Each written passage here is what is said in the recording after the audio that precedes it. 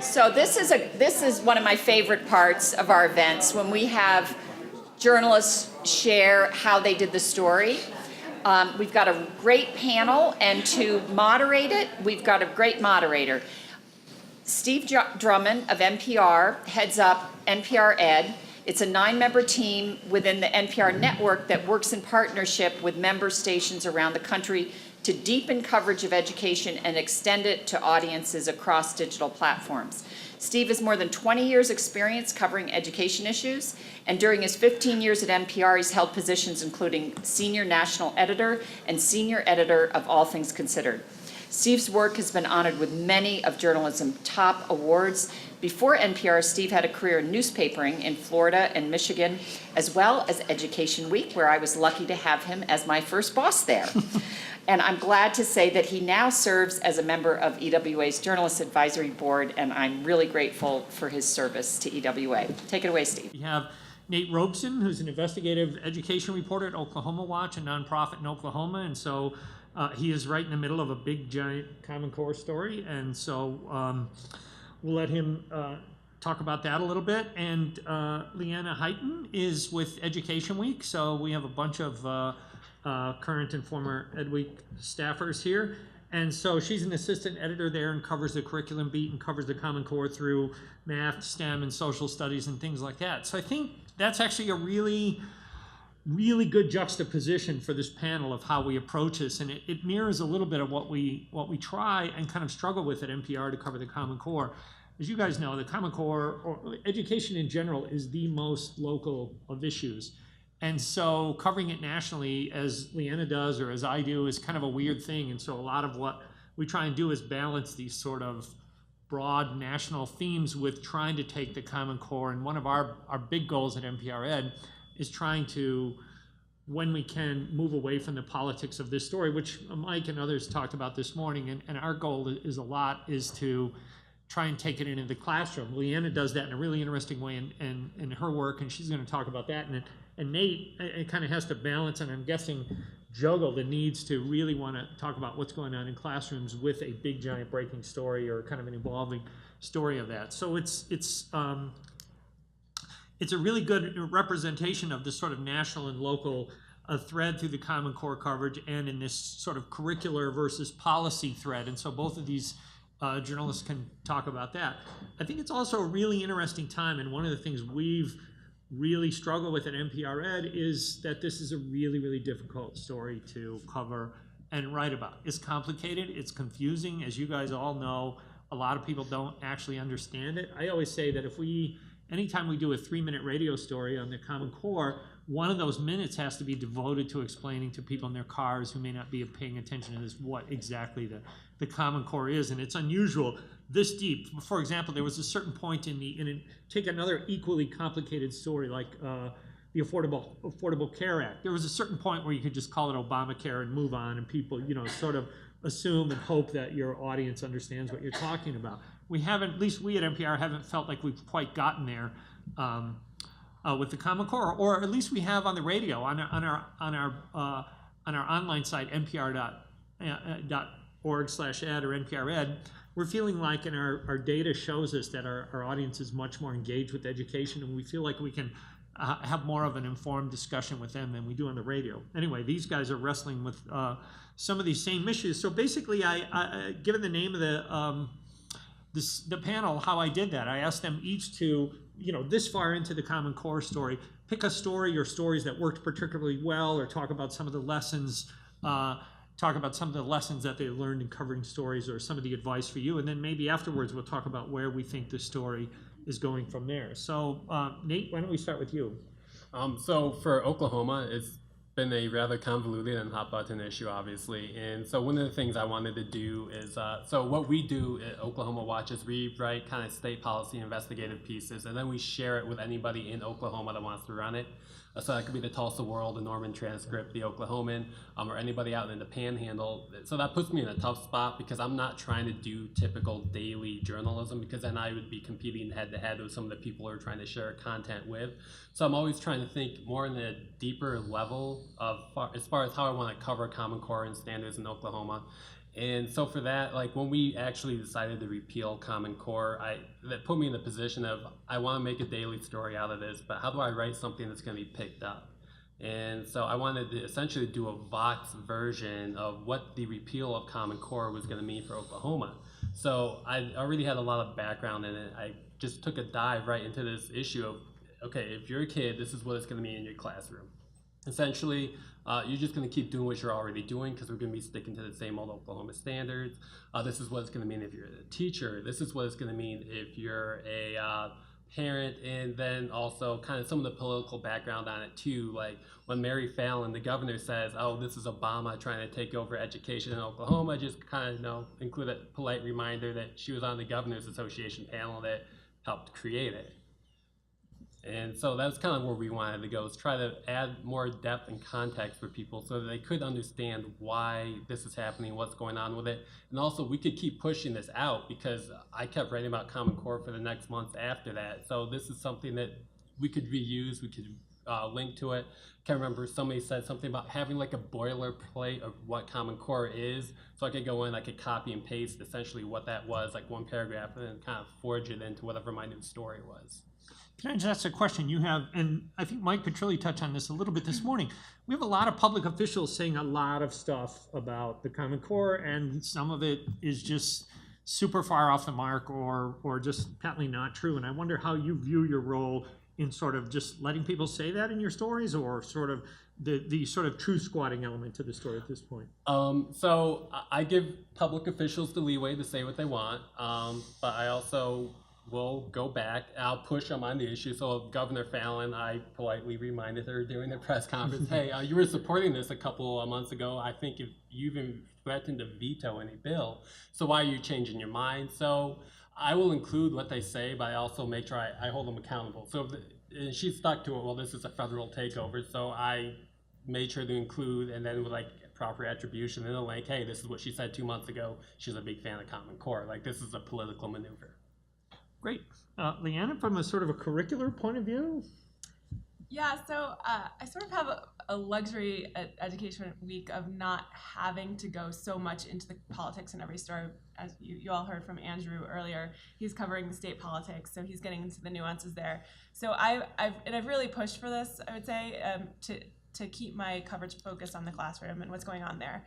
And I've had some time over the last year to really dig into the standards themselves and try to wrap my head around what they actually mean and what they mean for students. So,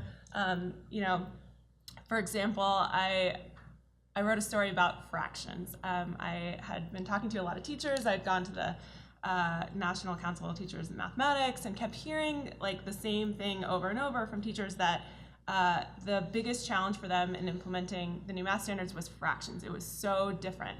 We're putting fractions on a number line. We hadn't done that before. And this is really like, it's mostly about 2nd through 5th grade teachers dealing with this, but even teachers in middle school and high school was saying, yeah, because kids are learning fractions differently, I'm doing things differently as well.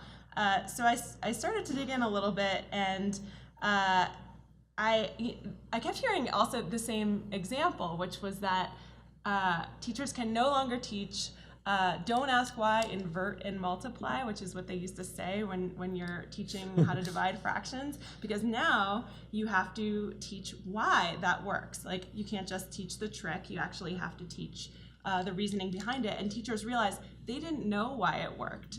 So I went to a professional development session in Maryland and sat in with teachers, and we learned why that works, why you can invert and multiply. And we learned 4 ways to teach fractions division, which are kind of complicated. I won't go into here. I wrote a blog post about it, which the teachers around me and we were all like, wow, we all had aha moments there. So I wrote a story basically about all the differences in how we're teaching fractions, and it actually got a lot of traction. I think partly because people remember struggling with fractions, and some people still do struggle with fractions, and it really is different the way they're learning it from the way that we learned it. So yeah, that's just an example of how I was able to dig in there. It mirrors some of the stuff that we're trying to do with our coverage of the Common Core, is not write about math, but because this is a years-long story in which we're going to have to do many times. And so why I really like the fractions piece was I felt like you're taking a small slice of what's what's being taught and what's differently, and focusing on that. And some other time, we did 2 stories about close reading in the Common Core and the degree at which that is changing and how that teaching changes. And sometimes, rather than trying to write about math standards or reading standards, I think in these long-running and evolving stories, a little slice here, and also for all of us, or for many of us, maybe not you guys, the pressures on how we tell stories and the length, and much as I would like 8 minutes on all things considered all the time, I don't get that anymore. And so what we're trying really, really hard is to find differing slices. The other thing is, the big problem with the Common Core, in my opinion, and not so much for Nate, where it's people are angry or whatever, is it has the potential to really be a boring story. This is the name itself is dry. The notion of these standards, the fact that the stuff that we have to explain, that they're way up here in standards and they're not about this book or that book, so much of that has the potential to make this story boring. And a huge part of what we do on the radio is try and keep people from reaching out in their car and pushing that button. So we've come at it a few different ways. One of our guys, Corey Turner, did what you guys did this morning. He went in the studio booth with the 8th grade test and took it and did a piece about that. A lot of it, I think, is, and what we're kind of trying to get our heads around, is the notion if the story is fun and exciting and interesting for us, that our audience will come along with that too, and that if we approach this in a dry policy way, that we're going to get people to tune out. It may be a little different for you guys, but I thought your fraction piece was a fun example of that. Yeah, I found that when you take a sliver of this that's manageable, like fractions, the idea of fractions is somehow manageable and has wide appeal because people can relate to it.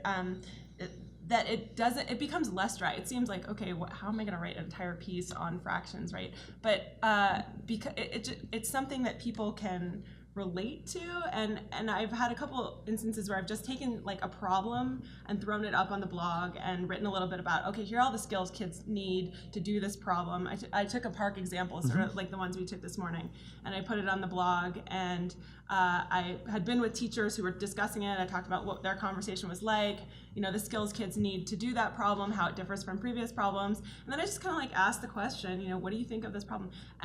And it was manageable. People could look at the problem, they could try it themselves, and for some reason they really liked that. I guess that's rather than dealing with the standards as if there's some sort of huge ethereal concept that nobody can really, picking just a piece of it that you can latch onto. Question I have, Nate, you're in the one state, 1, 2, or 3, whatever, that have arguably sort of pulled back from there. How much of your role is sort of covering the story within Oklahoma, or putting Oklahoma in the context of the 42 other places, or what other states are doing, or whatever? A lot of it is putting us in the context of what other states are doing. A lot of people are concerned that we're going to pull in Indiana and just rename Common Core something different. Other people just don't. Our Secretary for Education is talking about bringing in ACT now, like other states have done, to replace end of instruction testing. So other people are freaking out, saying, "Oh, that's going to be another foothold for Common Core in Oklahoma."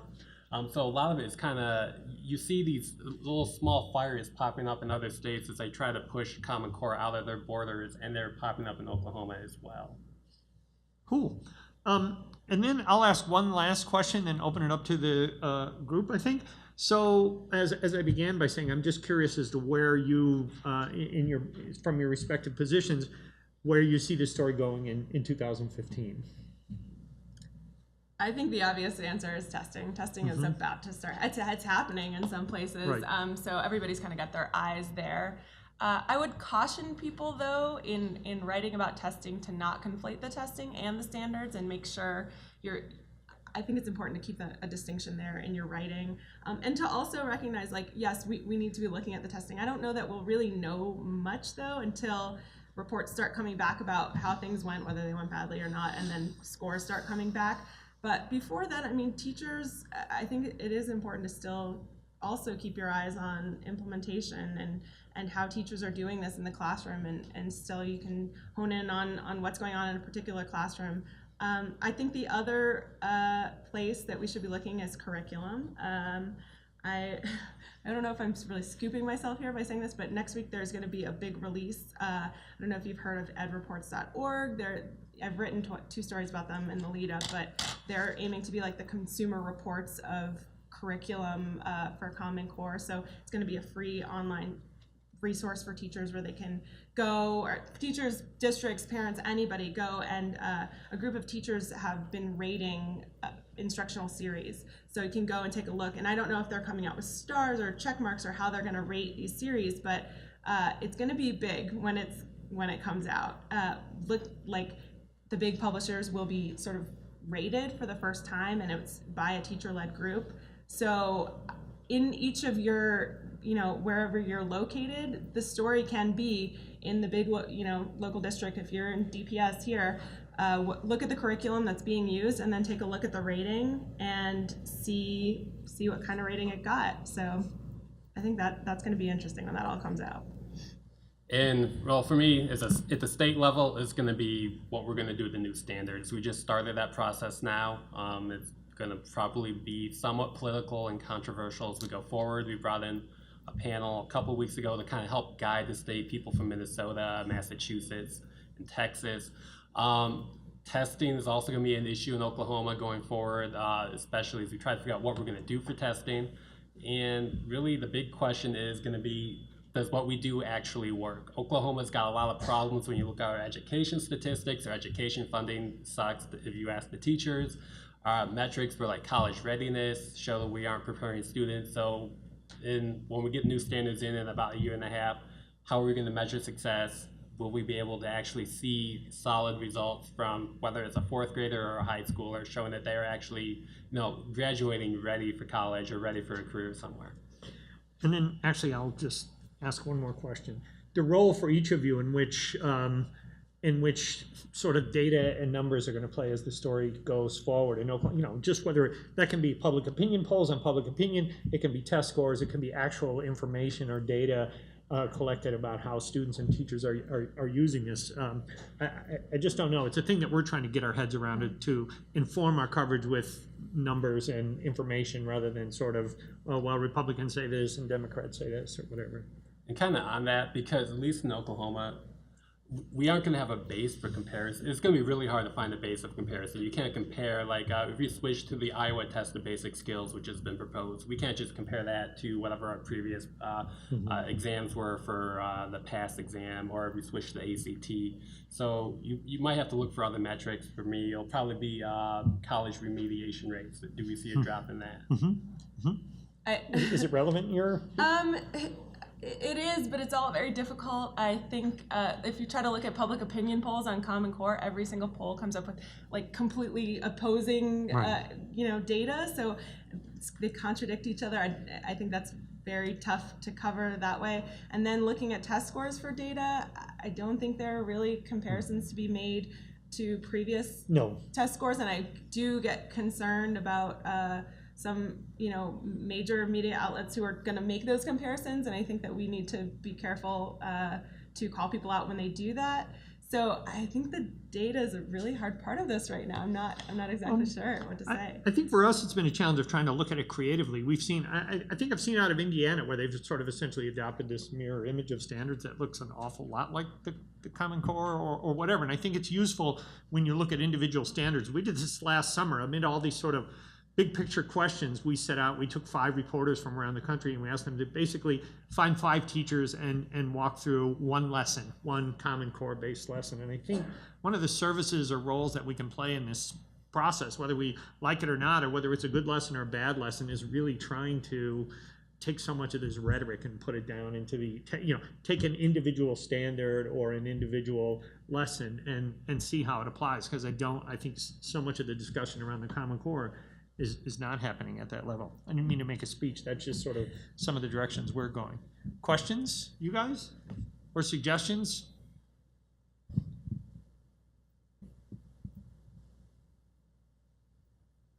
I was going to say, we must have been good. Yeah. Hi, I'm so glad that you talked about this, Carolyn Hendry. I'm so glad that you talked about breaking the story down into slices, because what I felt coming out of Andy Latham's presentation and all the packet of material that he gave us, that there's so many concrete examples in those different kinds of test questions, and each one of them could actually be the nugget for an exploration, like you did, Liana, with the fractions. You know, I think the first question we did was, fractions, a fractions-related question. And so many of the other examples that he walked us through, and so many that are sitting in here that he didn't get to, it feels to me like a really rich source of story starters. So that's a comment. I'm sorry, it's not really it's a all right. question. I don't know whether it was you apologize. or someone else did a piece about the use of number lines and how that's changing. Was that one of the? Was that a piece that you that's took a look at? that's part of the fractions difference there. Is Anyway, that we're putting them on number lines. I found that so fascinating. I found that these kinds of stories are really effective. How many wrote about Louis C.K. or something about those lessons that circulated? Any of you guys? I was actually just gonna comment on that because I think using like a practice test or something, a problem from there is a great thing to do. Where you have to be careful is when you're using an example from curriculum. You have to be careful. Are you talking about a standard, or are you talking about curricula? Because when all that came out, there was that viral math problem where a father wrote on Facebook, I'm an engineer and I can't do this 3rd grade math problem. Well, I spoke with the Common Core writers about it, and they're like, well, McCallum's like, that wasn't Common Core. That was a sort of a Common Core concept, and it was a very poorly written problem. So that was a curriculum issue. It was not a standard issue. So you do have to be careful when you pull examples in that way. It's been. Can we say the same thing about tests though? Like, will there be test questions that like people don't like and say like that started out as a part that's not Common Core? It's a good question. I think Andy should probably answer that question. Yeah, I don't know. That is. That's a question for your friend. Yeah.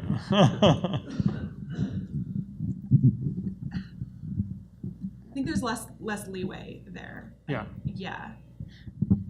Those were written, actually, I'll say this. Those were written specifically for the Common Core standards. A lot of these curricula were existing curricula and they slapped the Common Core sticker on it, so you need to be careful there. There are things that people tried to fit into Common Core as opposed to something that was designed for the Common Core.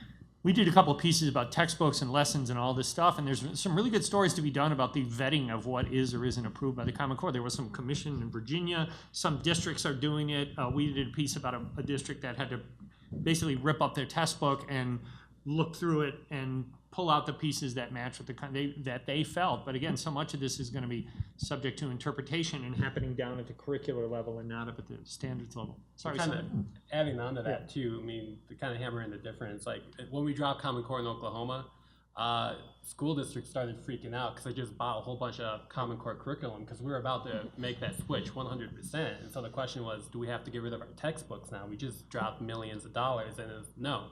Technically, these still meet the new standards, so you can keep using them.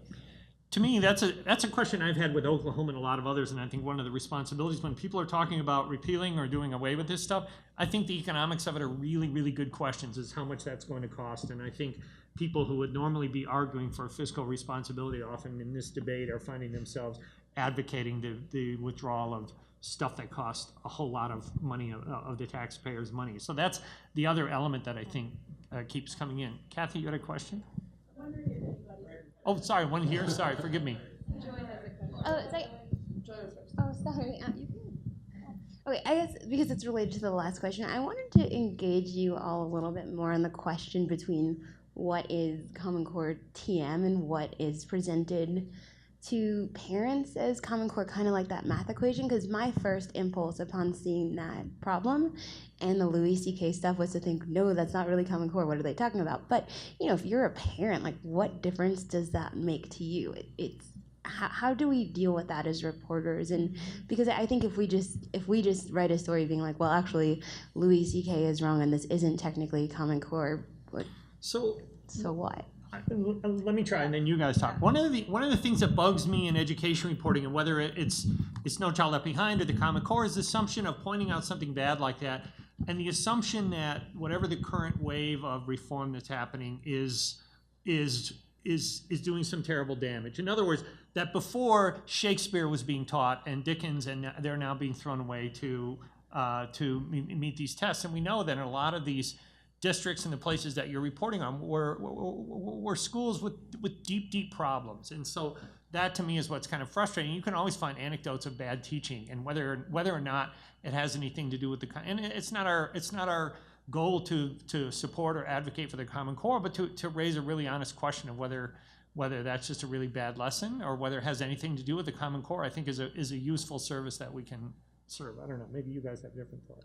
I think it is our job as reporters to continually explain the difference between standards and curriculum. And I always go back to an explanation I got again from Bill McCallum, who's a writer of the Math Common Core Standards. He says, standards are where you want to go, curriculum is how you get there. So trying to make that distinction for parents, like if we're talking about a lesson plan, if we're talking about an activity, we're not talking about the Common Core itself. Like if you want to look at the Common Core, go online. You can book the standards bookmarked on every browser I use, and I'm there all the time. Like show them this is an actual standard. This is what it says. This is just where you want kids to be at the end of the year. Curriculum is everything else, right? That explains how you get there. But so yeah, I think it is our job to continually make that distinction. The parents' issue has been a really interesting one, though, because you can't blame them for not understanding. It's so difficult to understand. Do you think it gets conflated a lot, though, with the frustrations over testing in general? And I think a discussion that I think predates. Absolutely. I think it gets conflated with everything. It gets conflated with the politics of this. It gets conflated the testing, the standards, curriculum. It's textbooks like. I don't know that parents, how can you understand it when all you know is your kid is coming home with a piece of homework that doesn't make sense to you? It doesn't make sense to them. They don't know how to do it. I'll just tell this other story I wrote was, I kept hearing about this pushback in the Louis C.K. and the viral problem, and parents are so angry. People kept telling me parents are so upset about Common Core. They hate Common Core math. They don't understand it. They can't do it themselves. So I start poking around and I start calling around. I'm calling, PTA. I'm calling union groups who work with parents, and I end up talking to quite a few parents, and I can't find a single parent who hates the Common Core, who understands the Common Core, because I end up talking to people who are like engaged and they know what the Common Core is and what the standards are, and I can't really find anybody who hates it. So I end up finding a district in Toledo, Ohio, that's doing a parent math day. So I fly out there and I sit in, and yeah, in there were parents who were skeptical. There were like 20 parents in the room, probably talked to all of them at some point. And as the session began, they were like, this isn't how I did it. This is new. Why do they need to learn a new way? The way I learned it was just fine. And we were talking addition and subtraction, like really basic stuff with the kids. And I kind of watched this transformation. So I'm like, okay, here are my skeptics, right? And by the end of the 2-hour session, almost every single parent was like, oh yeah, this is fine. I get it now. I can help my kid with their homework. I just want my kid to learn. Everybody said that to me. They're like, yeah, it like for them, it wasn't political. It wasn't any of this stuff. They just wanted their kids to learn. So that actually became the story. It wasn't like, look at all this pushback. The only pushback I really heard was from state legislators. So there's been a couple, and we did a good one, and other people did too, of really taking a serious look, and to be careful when you're looking at the sort of broad public opinion polling on the Common Core, and they're all different. We did a piece, there were dueling studies that really depend on how the question is asked or whatever, so it's just worth keeping that in mind. But so much of what we've done is when you actually get it down, I don't know, Oklahoma is sort of viewed as a state where people really don't like the Common Core. I don't know, do you find that when you get down into communities and teachers and classrooms? When it comes to teachers, it depends on the school. Some teachers like it. Some teachers don't. They don't necessarily. It's not that they don't like the Common Core. They just don't like how the state has been preparing them for the Common Core. Which then ties back to, well, we keep cutting education funding. So how are we supposed to get proper training for this? Right. And then when it comes to parents, from what I have seen, a lot of it was grassroots efforts against or for Common Core. And so you have like these small clusters of parents. So like near Tulsa, you had a bunch of people who were in support of Common Core, if I remember correctly. But then you get to some of these smaller rural districts, especially more conservative areas of the state, that come out against it. And they almost, at least on social media, they almost act as like their own echo chamber, because they just kind of cluster together with people who think like them, which kind of makes it seem like there's this bigger wave either for or against Common Core, when really, when you talk to most people, they, as you kind of mentioned, they have no idea what it really is or what it really means, which is where I would try to come in and make sure this is what you got to be aware of. Cool. Kathy, you had a question, I think, next? No, Joy asked my question. Thanks. Well, I was just wondering if anyone's written about the states that are now sort of doing away or saying that they're not going to do Common Core, just changing the name, or if they're in fact changing their standards and curriculum, if they've looked at the impact of that change on how their kids are going to do on things like the ACT and the SAT, which are now being rewritten to match the Common Core. My impression was maybe Indiana was farthest along in this process. I don't know. Is Scott here? Is he? Did you want to talk about that, Scott? I don't know. I thought you might know. Okay, so can someone repeat the specific question? Well, I'm just wondering if the state has looked at the fact that when kids if the state's not doing Common Core anymore, but College Board, SAT, and ACT are now going to be more closely aligned to that the standards. So what happens? This is an example of the fake change in a place like Indiana. Yeah, I was just talking to an expert the other day who said that based on Indiana's non-Common Core standards, they would have been able to take the park. It would have measured it perfectly fine. In other words, their standards are really not any different than the Common Core, and in a really significant way. So this is, in my view, at least in our state, it's largely been just politics. And so what's your role? And so, I mean, you just do that piece over and over and over again, explaining that, or what? This is kind of the question we bump up against. I mean, it's really hard to, at one point we were going to try to like sort of go through the standards and try to come up with like a percentage difference, and that's basically an impossible task. I don't know if anybody's tried that, but we tried and failed at it. So, yeah, I don't know. Maybe other people have better ideas about, other than just sort of like quoting the experts like the guy I just talked to. I'm not sure how else you make that point. Mm-hmm. Other questions or comments on this point? Andrew, did you want to? Just to address Scott's point, somebody has tried that. They didn't come up with like a batting average for how similar the standards were, but I can send it to you. And just piggybacking on something that Joy and Nate said, I think that, yeah, you can say if a curriculum item comes out, like, no, that's not Common Core. Like, sorry, it's not. But I'm thinking about it from a state perspective. Is it a good idea to look at, okay, no, there's this stuff out there that's not Common Core, but what kind of a job has the state done? This is, the people say this is a state level effort, right? Okay, so how is the state done with things like professional development, with things like, if the state, for example, if you're in a state where the state writes the curriculum, right? How well does it do in lining up to the Common Core? So, I mean, it seems to me that there are a lot of opportunities where you can say, well, how did the state do with this? Did they do a good job professional development, but did they leave too much up to the district with the curriculum? It just seems like, trying to end it with a question, just, you know, are those good areas to explore in terms of state level stuff and on down about how this is actually going?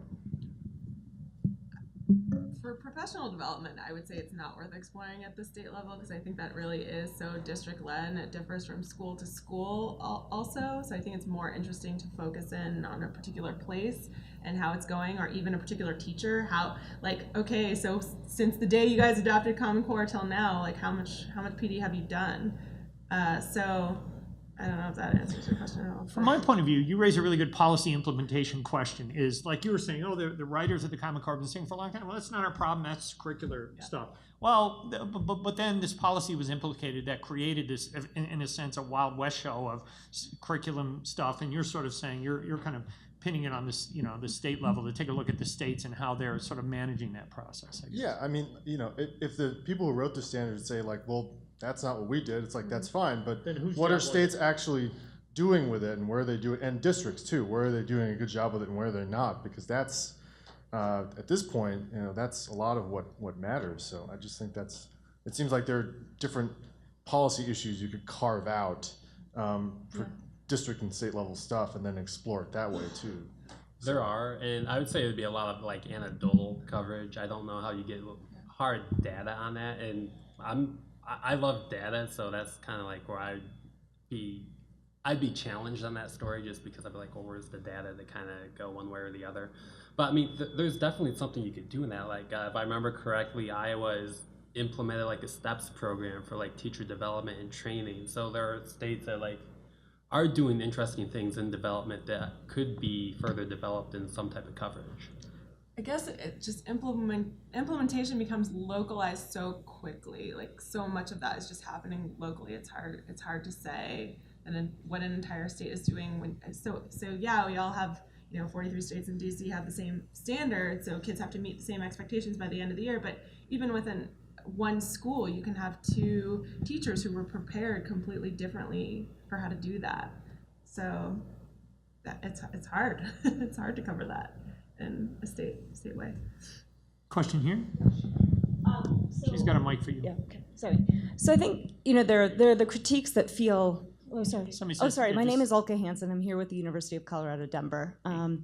But one of the critiques, particularly of the lower grades in reading, is that the idea of standards as segmented by year are just not developmentally appropriate, right? Not all kids are gonna be in kindergarten at the same place, and that it's pushing down to early childhood. So I'm wondering if you know people who've done those stories and how to sort of explore some of the more, I think, relevant critiques, right? That as opposed to some of the ones that you kind of debunk. And so we did it. One of the pieces we did touch on it. We did two pieces that looked at this issue of close reading and how it was a sort of a central element, but also how for individual teachers there's wondrous flexibility within the core of saying, yep, we're gonna do this close reading thing, but we're also gonna let you pick something that is 2 grade levels below or above, or trying to mix in and sort of so that kids are getting a kind of a full exposure to reading material, including sort of some of these basic principles. I'm not explaining it.